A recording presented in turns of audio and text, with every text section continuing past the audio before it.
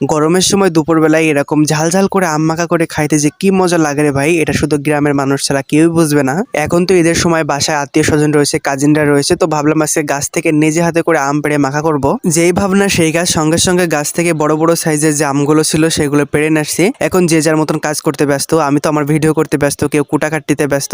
আমরা যারা ভিডিও করি আমাদের বাড়িতে বোন থাকা যে কত উপকার সেটা একমাত্র আমরা জানি। এই ধরো ওরাই সমস্ত কাজগুলো করতেছে, আমরা জাস্ট ভিডিও করব, আমরা খাবো ফ্রিতে, কোনো ধরনের কাজ করবো না। আম মাখা করবো দেখে এখানে দেখো কতগুলো লাল মরিচের গুঁড়া নিয়ে চলে আসছে, এগুলো সবই আম মাখার ভিতরে যাবে। এতক্ষণ বাড়ির ভিতরে শিলাকুটা করতেছিল, এখন আমরা একটু ফাঁকা জায়গায় আসলাম মেঘনি বাগানের ভিতরে। এখানে বসে এই আমগুলো কুড়ে মাখা করে খাওয়া হবে। এখানে আমরা দুইটা সাইজের আম কাটতেছি, একটা হচ্ছে বড় সাইজের আম কাটতেছি আর একটা একেবারে ছোট ছোট করে করতেছি। এখন আমাদের আম কাটা শেষ, এর ভিতরে দিয়ে দেবো লঙ্কার গুঁড়ো, তারপরে দিয়েছি সরিষা বাটা। সরিষা বাটা যদি আম মাখাতে না দেওয়া হয় তাহলে তেমন একটা টেস্ট লাগে না। মরিচের গুঁড়ো, সরিষা বাটা, তারপরে দিয়ে দিলাম পরিমাণ মতো লবণ, দিয়ে সুন্দর করে মাখা নিতে হবে। মাখা করতেছে তার ভিতর থেকে তুলে তুলে আমি আবার গালের ভিতরে ঢুকাই দিচ্ছি। এর ভিতরে আমরা কিন্তু আবার লেবুর পাতা অ্যাড করছিলাম, লেবুর পাতা দিলে খুব সুন্দর একটা স্মেল বের হয়। তো সে যাই হোক, আমাদের ঝাল ঝাল আম মাখা একেবারে রেডি, এখন সুন্দর করে খাওয়ার পালা। তো ভিডিওটা কেমন লাগলো কমেন্ট করো।